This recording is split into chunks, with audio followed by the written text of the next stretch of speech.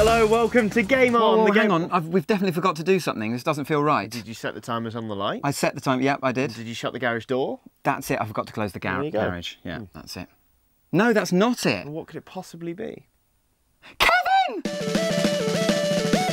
Coming up this week, Blue hedgehogs blue super soldiers. and a special mystery guest. Is it a blue special mystery guest? Well, it's not a Smurf, if that's what you're thinking. Summer's dying, if not already dead, and with the coming autumn arrives the inevitable Christmas gaming rush. What the hell was that? That rush got off to a less than gentle start this week, taking out a whole planet in the process. We refer, of course, to Halo Reach. Overrun. We'll hold this position as long. Now, we'll start by saying there's almost no point in reviewing this game. What? Yeah, I mean, the people that are going to buy it are going to buy it anyway, and the people that hate Halo aren't exactly going to be swayed 5 games in, especially not by us. That's a good point, actually. Yeah, so...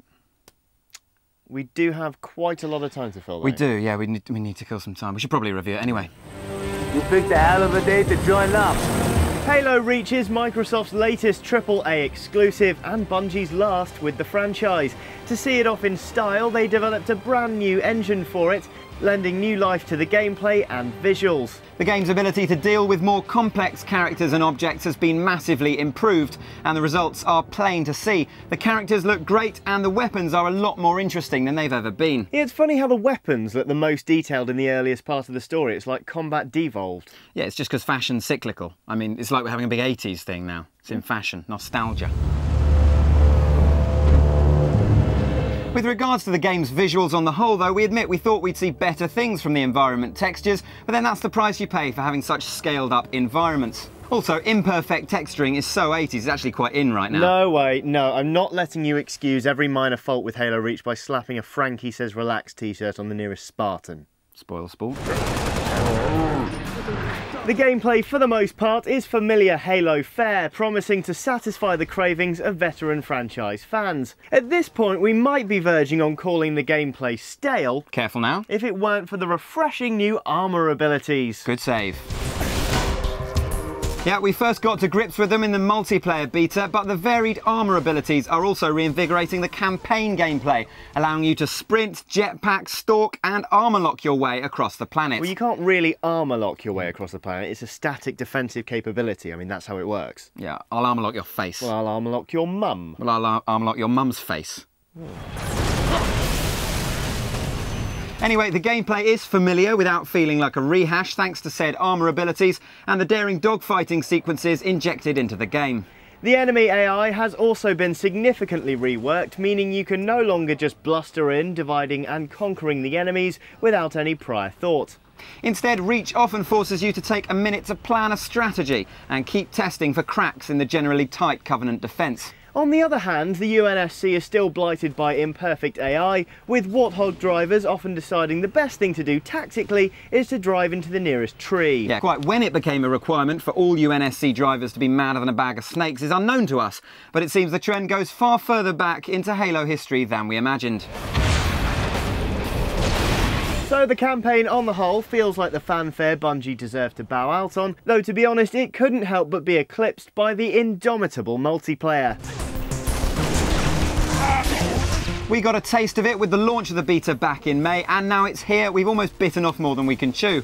Between the brilliantly reworked matchmaking and credit-earning systems and the hugely improved firefight mode, Halo Reach boasts a seamless multiplayer experience that's going to have 12-year-olds yelling into their headsets for years to come. Ultimately then, we knew Halo Reach was Bungie's last hit of the Halo Piñata, and perhaps as a result our expectations going into the game were especially elevated. The multiplayer alone offers more than enough to meet those expectations, but we're not going to stand here and pretend it's an absolutely life-changing experience. Yeah, it's a great game and certainly the best Halo title ever. Just don't expect it to get out of your Xbox and solve world hunger. That would be unrealistic.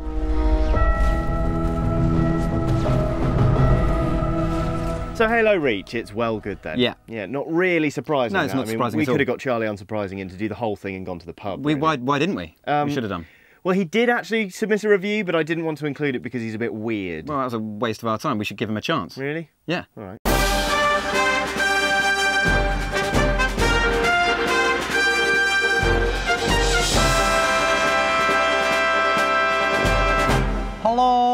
I'm Charlie Unsurprising. Halo Reach is out. It's very good.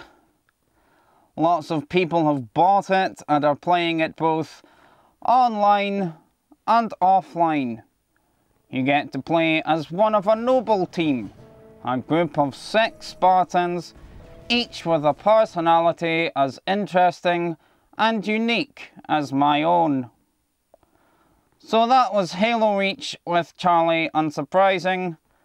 Now back to you in the studio. Okay, here's almost too weird. Oh yeah, told you. Yeah.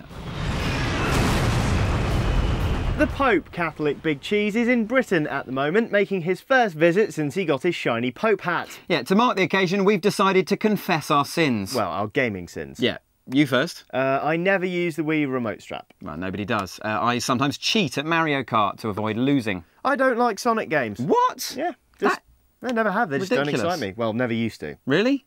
Never used to. He may have been voted the top video game character of all time, but Sonic's had it hard the last few years. Sega have tried their hands at a number of 3D titles, each of which has been met with very muted enthusiasm. Especially Sonic Unleashed. That plane sucked. Just terrible. Anyway, Sonic fans are a hardy bunch and continue to chase the kind of gameplay that made the franchise such a success in the first place. Well, salvation is finally at hand, ironically in the house of one of Sonic's former rivals. The Wii and DS both play host to Sonic Colors, the vibrant new instalment for the zippy blue hedgehog. We caught up with producer Takashi Lizuka, complete with friendly translator, to find out more about the game. So Sonic Colors is a this not sequel, but is in the mode of Sonic Unleashed in terms of high-speed action. But what this game newly offers is the color power action, which allows Sonic to do something that he hasn't been able to do in the previous in the ordinary Sonic form. For example, Sonic can turn into a laser, which he can do by obtaining the Cyan Wisp, and also a drill, which can be done through the Yellow Wisps. But for Sonic Colors, it was actually a challenge for the team because this is the first time that Sonic himself was given a very different action. Those different actions all have very innovative dynamics to the game, something which seemed to dilute the gameplay experience in previous titles. This time though, the powers rest entirely with Sonic rather than with his surrounding characters, meaning the experience is less broken up and flows a lot more smoothly. The result is a varied game experience that offers some really different stuff without feeling gimmicky. While the powers change how you approach the game, they don't obstruct the frenetic, high-speed Sonic gameplay we know and love. It's basically the game Sega should have made ages ago, celebrating the classic Sonic gameplay while adding some fun and unintrusive extra elements. So, do you repent of all your Sonic sins? Yeah. Be well, my child. Celebrities are good for a lot of things. Entertainment. Endorsement. And selling gossip rags. On the whole though, when it comes to video games, they tend to fall down. Hard. Happily though, this week we got to sit down with the legendary Stephen Fry and ask him about his gaming habits. Now, to any celebrities watching, this is how you talk about video games. I do enjoy video games. I have to say, I treat video games rather as I do casinos, and that is with terrible fear. Fear for my own ability to be addicted. In the early days of games, I would spend hours. I mean, literally, I'd find it was 4 in the morning and go, oh God, I've got to be up at 6. What games were you playing? Oh, these were things like Lemmings on the BBC Micro and whatever, early RPGs and they were fantastically fun and I really enjoyed them. I remember the very first Prince of Persia on a Mac, on a very, very early Mac. Wonderful, it was black and white, you know, it was before the colour Mac even, but it was great. Now I'm slightly hesitant, though I've recently had my mind sort of blown by various things. You look at what Kinect's going to bring. Kinetic is going to bring the Kinect spelt. Yes, exactly. That's extraordinary. I've had fun voicing some video games. Fable. I've done the last 2 editions of Fable and 2 of Little Big Planet, which is a Sony PlayStation game and a PSP game, which is very good fun. But also, I've had fun playing 3D on PSP, which is pretty cool.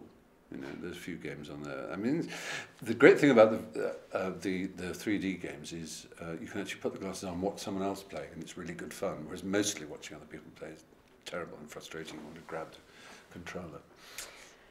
You're friendly with Peter Molyneux, are you? I've met Peter Molyneux, and I think he's a genius. You're obviously a king gamer yourself. The old black and white days or something, weren't they? 90 seconds, 15 game references. Take that, celebrities.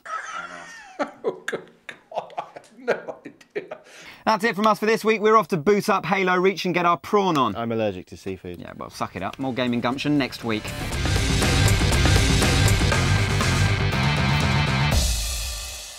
Well, never used to. Oh, it's changed? Sonic Colors! What a segue. We need to do that again.